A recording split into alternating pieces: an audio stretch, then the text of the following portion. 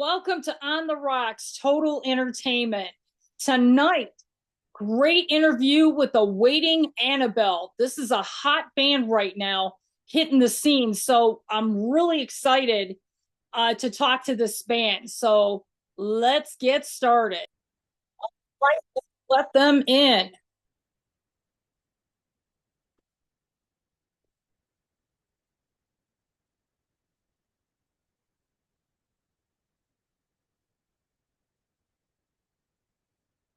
Hi, James. Are you there? You're sideways. Okay. We'll get you.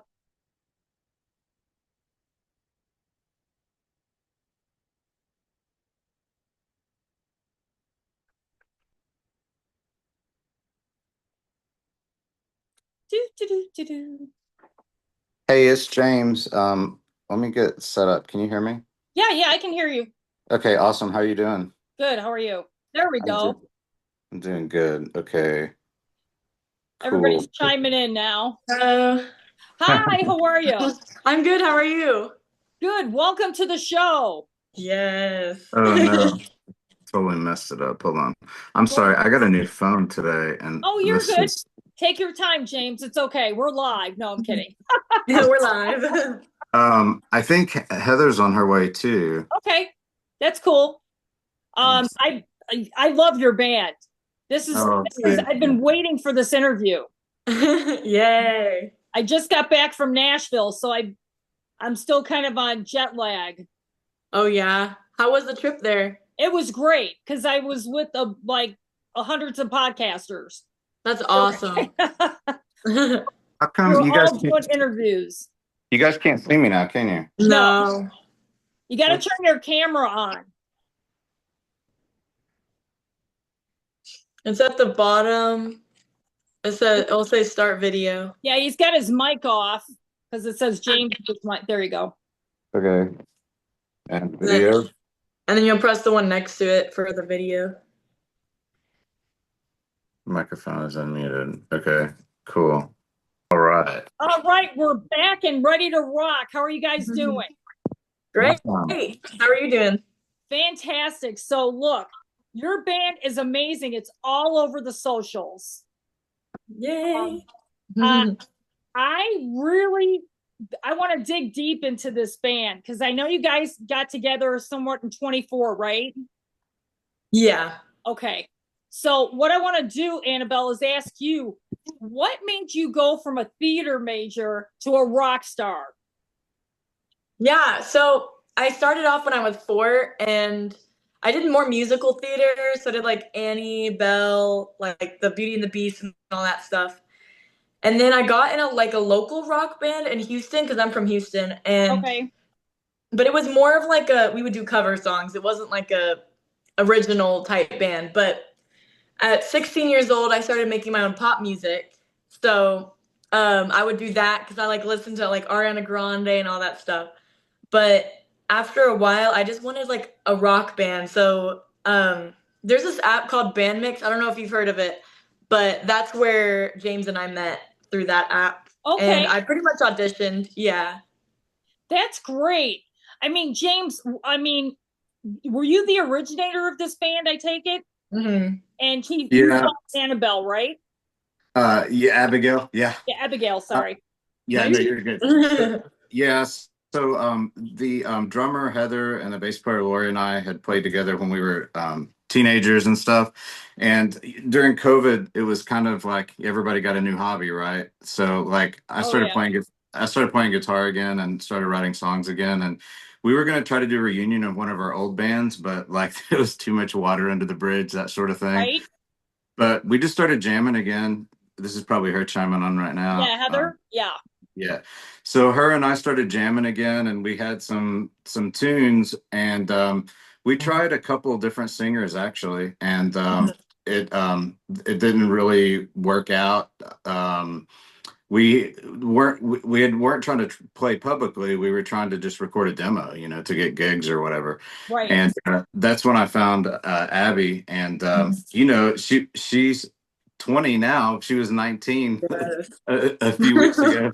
So I was kind of Oh, skeptical because I didn't know, there's lots of different versions of 19, but she's very mature, very hard work hi, ethic. Heather. Hey, Hey, Heather. sorry, it Okay, took me a good. minute to get There. on. But yeah, for sure. I mean, this is a great backstory. Yeah, Hmm. so Heather and I first started playing together when we were like 15. We were in ninth grade, and we played in my garage and stuff. And we were pretty terrible, but we were band nerds. We were in school band together. She was a saxophone player, I was a trumpet player, so we kind of knew a little bit about music. But yeah, I wanted to play again, so I kind of started bothering everybody that I was in the band with before, and like people had gone their separate ways or whatever. But then we found Abby, and she literally came in and jammed with us once. She wrote words to those rhythm tracks. We just gave her the rhythm tracks and said, really, because she did some cover songs that were really good. And we're like, okay, well, she's got some good chops on a video for us. But we were kind of like, well, the real test is going to be, can you write music to these songs? Right. Hmm. And she did, and she did it pretty quickly. And so she came and jammed with us once, and the EP, as you hear it, is her jamming with us one time and then going into the studio and laying it down like in Wow. one day. That's pretty incredible. Heather, how long have you been doing this? Drums? Uh, since I was 13, so about 37 years. Wow. So you were in it in the 80s, man, with me. You were there. Well, I grew up in the 80s, but I started playing the drums probably late 80s, and I didn't, like James said, when we were 15, like in 1990, was it, James? Something like that, 91. Yeah, so when we started playing, we didn't really know what we were doing. We were just learning how to play, really. So that's when I got started. Yeah, and this band is really tight. You guys have an amazing sound. Like Thank right out of the you. gate. I was blown away. And I mean, you're a band. I think you'll love to hear it on record or on Spotify or whatever. But I think seeing Mhm. this band live is going to be the key to your success. Because I mean, you guys are killer. That's awesome. Yeah, that's so sweet. Thank you. Yeah, let's talk about your upcoming tour dates. Now, I was taking a look at some of these dates. Man, you guys are busy. We Uh, are. yeah, do you have the dates so we can kind of let everybody know where they can see you live? Yeah, you bet. So we have we have two more local shows coming up. In May, we're playing here in Fort Worth at the Cicada. That's in near South Side, not far from downtown Fort Worth. Used to be called the Mass, right, Heather? Yeah.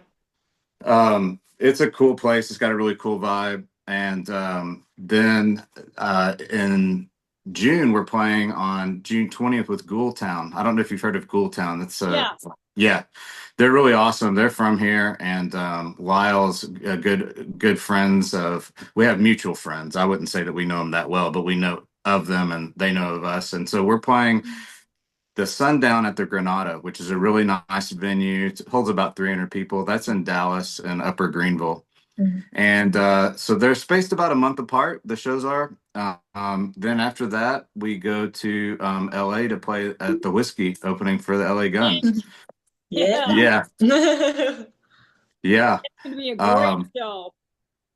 yeah, I mean, you can't get any better than that. The LA Guns, a home game in LA, it's Oh a man, really I good. just what when I was in Nashville, I know Ace Van Johnson.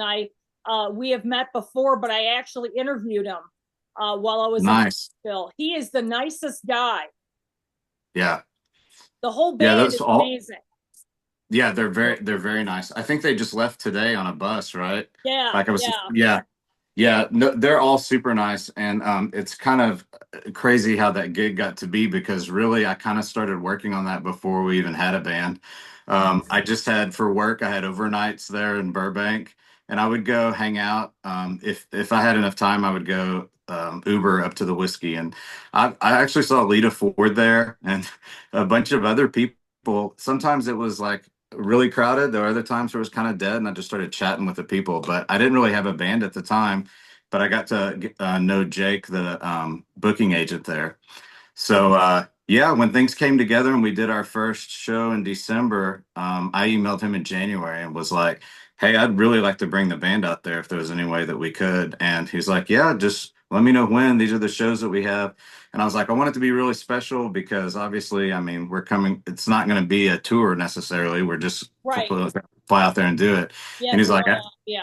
yeah, he was like, well, I think I have exactly the thing for you. So he told me about it, and I was like, that's unbelievable, man. I mean, that's really cool.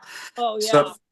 So then hopefully in August, hopefully we'll go back into the studio. We've already got some new stuff. We'll be doing at least an EP, maybe more, um, in August. And then September is kind of our busy month. And unfortunately, I can't totally let the cat out of the bag on That's that one. okay. But That's okay. yeah, But yeah, yeah, I mean, my viewers know because I mean, you guys are all over TikTok, and that's the platform to be right now. Yeah. well, I'm glad you're saying that because we're really all of us. You would think that Abby, being 20 years old, like she's actually an old soul. She is not really a social media guru, and none of us are. Like we don't know anything about it. Yeah. So I apologize for all the grandparent-ish like dealings that it probably looks like that grandmothers are doing our stuff, but it's we weren't really social media people and still kind of really aren't. So we're Yeah, trying to grow into it. but you know,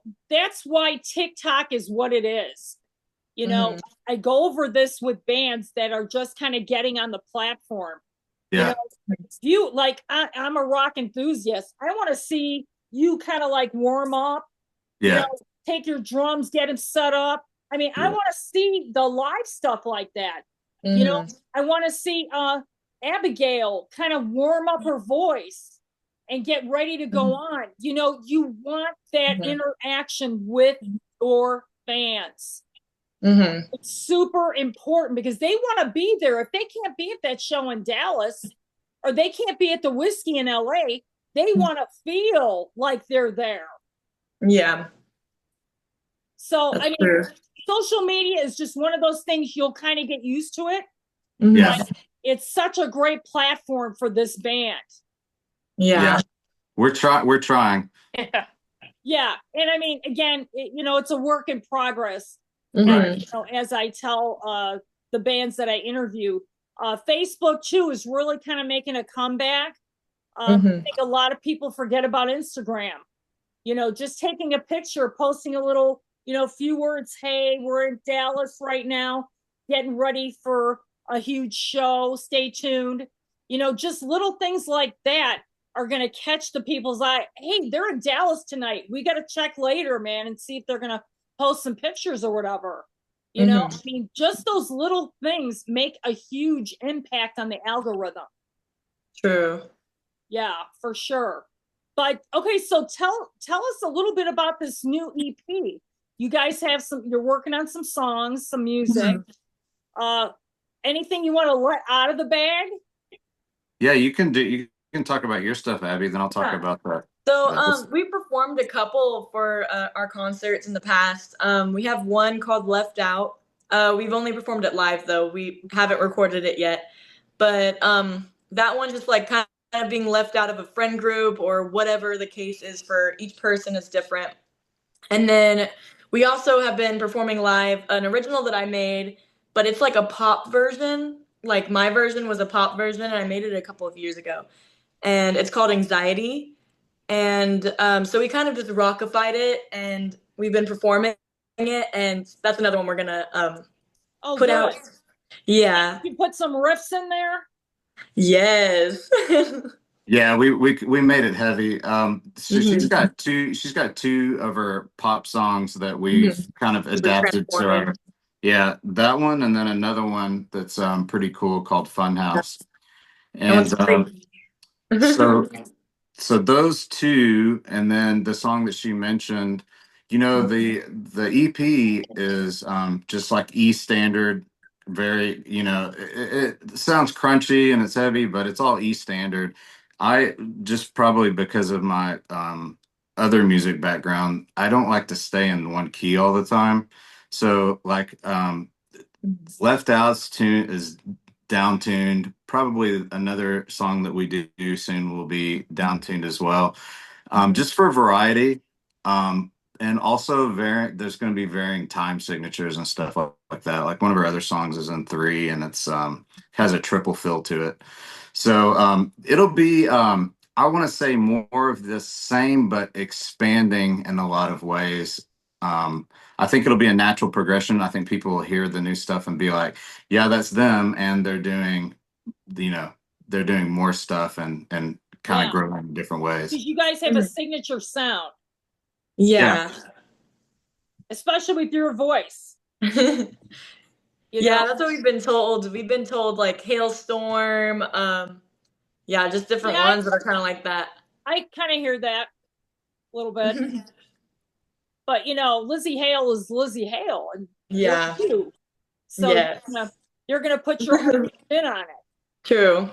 So Heather, are you excited about these shows coming up? Yeah, I mean, I'm excited about any show that we do. I perform. I've been performing since the early '90s. It's what I do. You know, my favorite part is the load in and the setup. She loves moving equipment. Moving equipment's my favorite. But yeah, I'm always excited about a show. It's, you know, you still get a little bit of not nervous, but just anxious, and you know, the nerves kind of get, you know, when you get up there, there's nothing that feels like being on stage.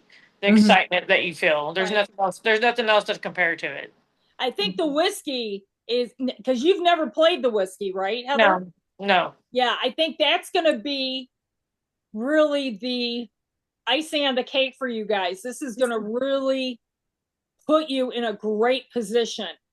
Mm-hmm. Yeah, I'm that's ex- gonna be something I've never done before. I've never played Hollywood. Yes. There's not too many clubs in Hollywood to really play. Mm-hmm. You know, if we really think about it, you know, the Viper Room, I don't know if it's still open or not, but yeah, I mean, the whiskey is what it is. I mean, a lot of bands have been playing like the smaller clubs in San Francisco, a lot in San Diego. So, you know, Brick by Brick is a great club too, out that way. But Vegas has Vamped. You guys would be great at Vamped. well, Yes. Vegas is not out of the it's not out of the purview, and probably for this year, but definitely in 2026, Vegas would be something that would be easy to do So fun. for us. Yeah, I'd love to see you hop in some festivals. Yeah. I think Yeah. that would be super fun. You know, because Vegas, we have quite a few now that happen during the summer months. Yeah. Even the fall now, they're kind of doing some rock in the desert. I just saw something today. So yeah, I mean, Vegas should definitely be in your headlights, I think. Yeah. Now, what are some of the James? What are some of the influences in this band, musically? Oh my gosh, it's crazy. So I'll tell some of mine. Everybody can kind of because it's everybody has different stuff. Right, right. When I first started playing guitar, I was a huge hair metal freak. I loved Poison, I loved Motley Crue, and Heather was into like Zeppelin and stuff like that. And so when I started playing with her, I made her learn almost the entire Look What the Cat Dragged In album. We And like did. she was very patient with it, but then we got another guitar player. We started playing Metallica and Slayer stuff. In our early bands, we went from hair metal all the way to death metal, and then kind of came out the other side, grunge metal. But I mean, if I have to say the stuff that's really lasted, I really do still like the classic death metal, and I like some of the new prog stuff too. I really like jazz. I'm a classically trained trumpet player, so I like big band. Stan Kenton, Count Basie, Miles Davis, You like that that kind of big stuff. sound? Yeah, and the improvisation. I love improvisation. But yeah, Alice in Chains a lot, Tool, that kind of stuff. Pantera, we're from Pantera country, so Yes.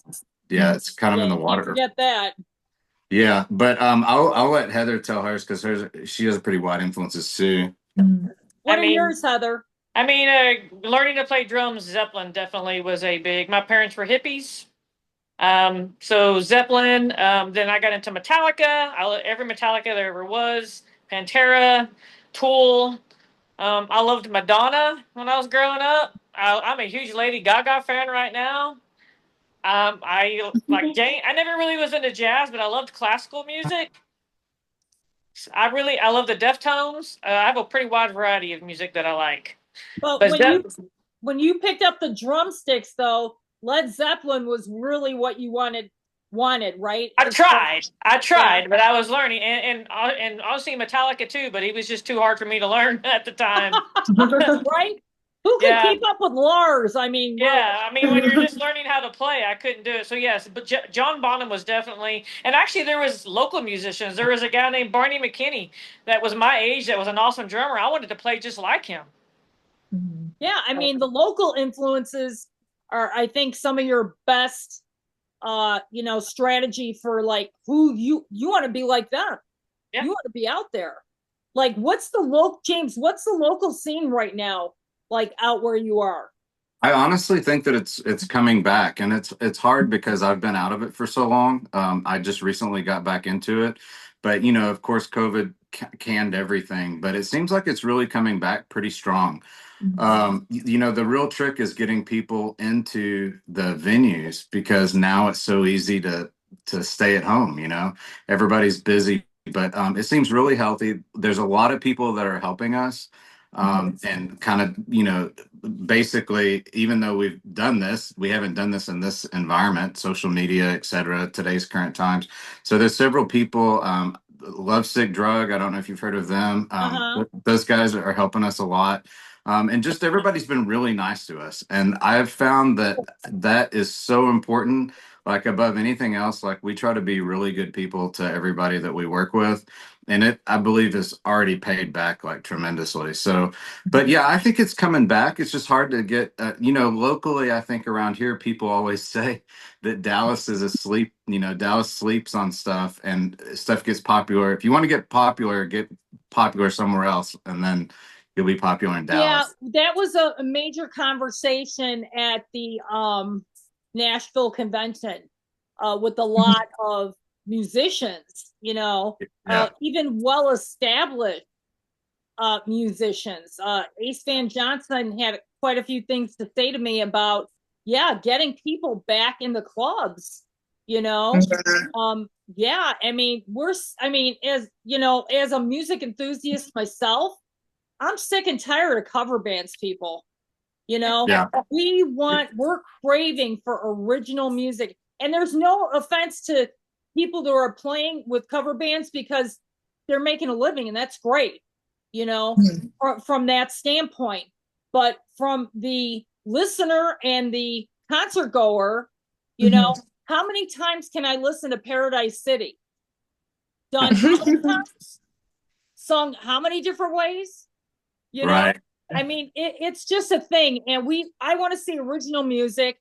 I want to see grinding, grinding, grinding with the guitars. I want to see strings breaking. I want to see mics dropped accidentally. I want to see drumsticks thrown at me, not on purpose.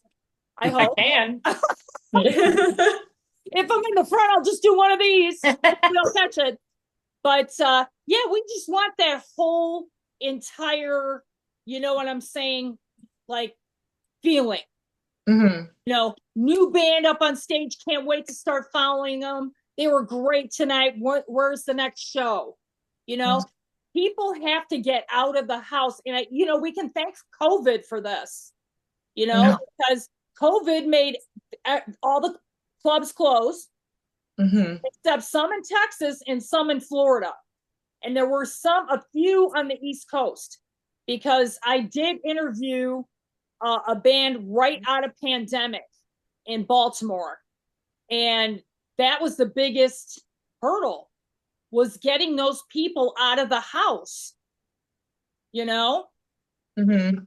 But I think people are ready. I think people are ready for this kind of music, this kind of band. And I really think they need to experience it. They have to get out to do it. Yeah, for sure. I mean, a lot of the clubs in Dallas and Fort Worth actually closed permanently during COVID. After COVID, they just right. We had several clubs in Deep Ellum that aren't there anymore, that were staples in the '90s and 2000s that just aren't there anymore.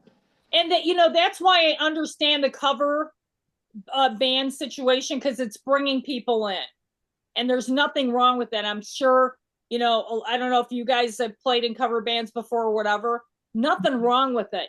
But, you know, people are looking for original music. Mm-hmm. You know, they want to come, you know, they want to go after work. They want to meet their coworkers. Hey, let's check out this band. You know, I mean, that's how it starts. And Mm-hmm. we need to get back out there.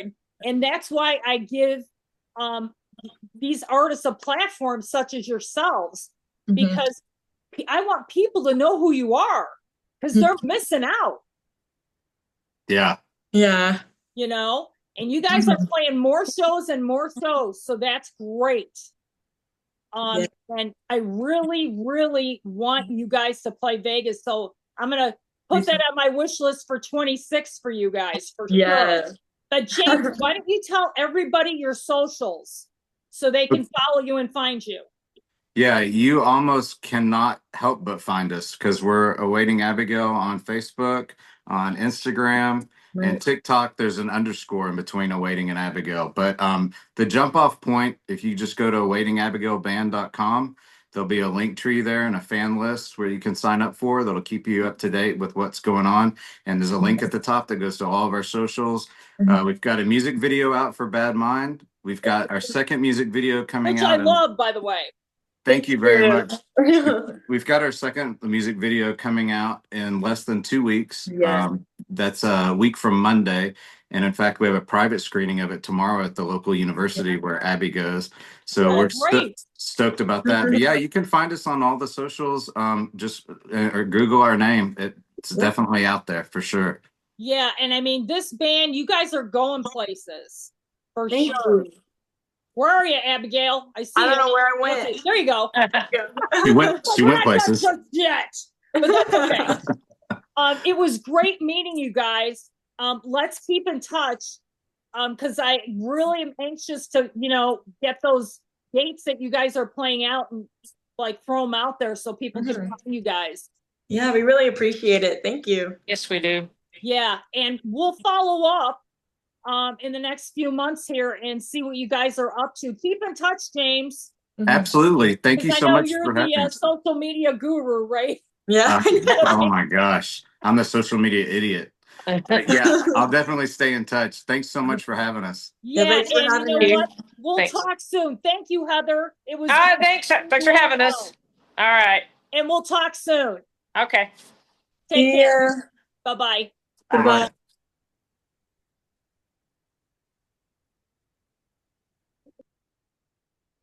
Hey, so are you done?